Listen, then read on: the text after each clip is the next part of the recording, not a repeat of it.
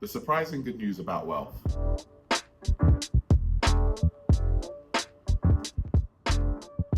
There's some surprising good news about wealth that I'm happy to be able to share with you today. And the surprising good news is that to build wealth, it doesn't require some outlandish brilliance. It's not the result of, well, usually it's not the result of some lucky investment or some genius. Someone just struck with some genius thought, some genius idea, and suddenly, oh, look at that, I'm wealthy. The surprisingly good news about wealth is that it grows slowly, little by little. And I hope that's good news for you. It's good news for me, especially when we consider the kind of culture that we're in right now and the culture around us. If I take a quick look through my social media, I don't know if yours is like this, but I'm inundated with things that seem to promote speed and like the culture of speed. And the quicker you can do something, the better it is. If you can build a company faster, can you get wealthy quicker? Can you get rich quick? Can you get the body you want in 60 days? Can you find the love of your life in 3 minutes? Right? It's just with a swipe. Everything in culture and on my phone and in social media, and potentially yours as well, is promoting and encouraging and emphasizing speed. And this type of thinking, this culture has really impacted the way we think about wealth. But I know for a fact, well, for me, the most of the people I know who I would consider wealthy, and most of the people probably you know, not who you've seen online, most people that you actually know, if you know anyone who's actually wealthy, they will tell you to your face that it took them years and years and years and years and years, and in many cases decades, and in many more cases generations, to be able to accumulate real wealth. And this is an idea that the more I think about, it's strange to me how we've come so far where we're forgetting that. We've forgotten that massively.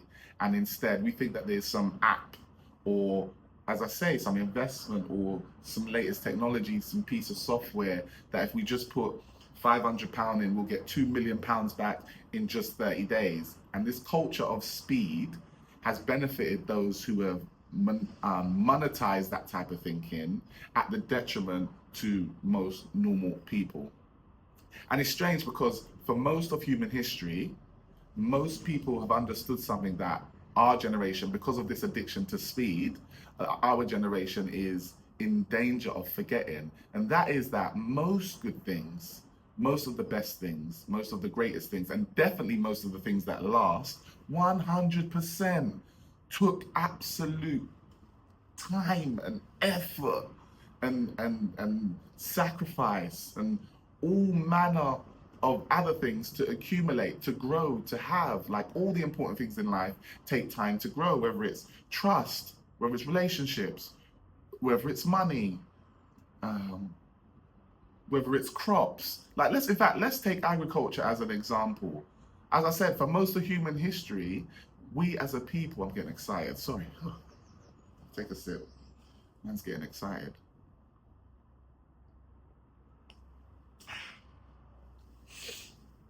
Let's have it right. Most of human history we understood that things take time to grow.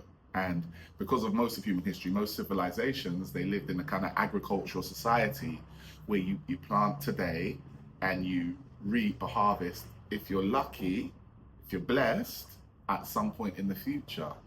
Take any type of crop, you grow it, you plant it, and you wait.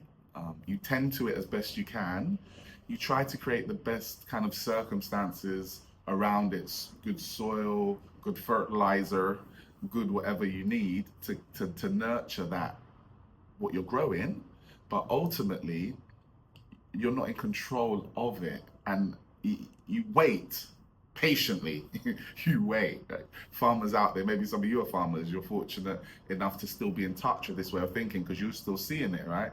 I think because we pop down to the local supermarket and grab our fruit and veg, again, this kind of instant way of thinking is in our mind. Oh, I want an apple, I'll go grab an apple from the shop. Oh, I want some lettuce, I'll go to the shop. But actually, these things take time to grow. I mean, an apple tree can take anything from 4 up to 10 years to grow, depending on lots of different factors. So if you lived back in the day with this understanding of agriculture, me saying something like wealth grows slowly, it will be normal for you to think that because that's what you're seeing with your eyes. It didn't need to, what's understood doesn't need to be explained. You overstand how things happen because you were living that as a reality. But in our day and age, with automation, with AI, with technology kind of moving faster and faster, and to be fair, most technology, that's what technology has always done. Technology has always shortened the length of time to achieve things and also the amount of effort to do things. But in that and unconsciously and subconsciously, because technology has done that, we've taken that mindset to life and in particular to wealth, thinking that what's the shortest time frame we can do and what's the least effort we can put in to grow substantial wealth. And I think that's where we're going wrong. And you know, the Bible had something to say about this. Ancient literature had something to say about this. And in Proverbs chapter 13, it says, chapter verse 11, I believe, it says that wealth gathered quickly, hastily, is going to dwindle. Like, you'll lose it eventually. But wealth that accumulates little by little over time, that will increase. This is wisdom. This is ancient wisdom.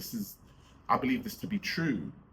And again, we don't even need to look too far to see this. If we look at most of the people who have accumulated wealth quickly in our society, at least anecdotally, we've been shown this. We've been shown this through athletes who maybe accumulate a hell of a lot of money very, very quickly, but many who end up bankrupt afterwards. We've seen this with music stars.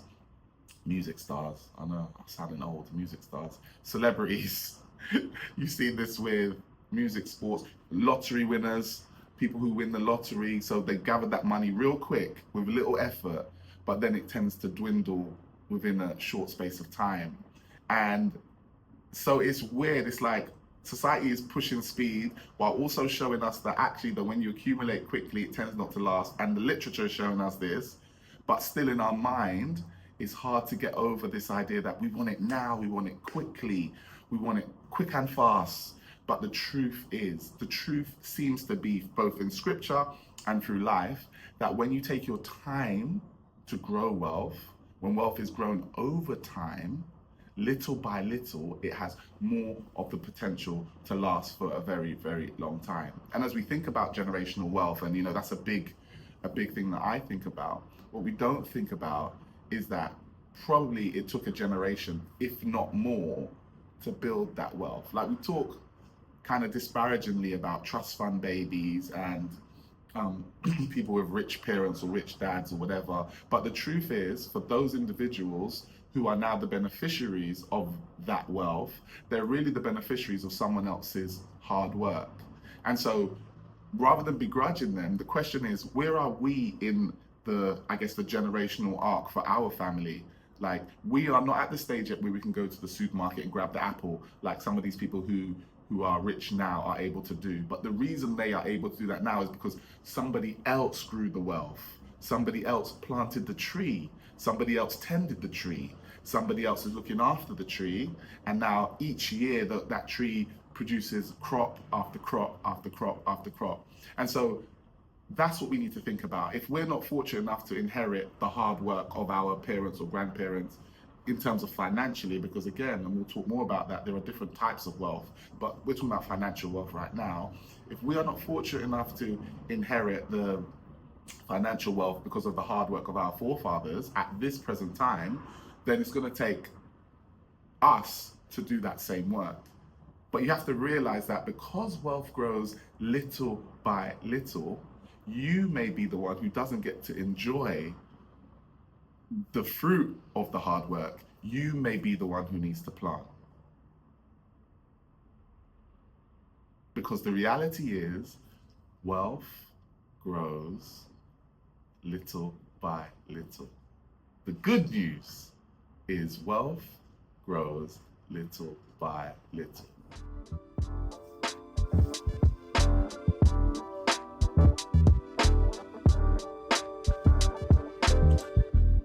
Looks longingly into the distance.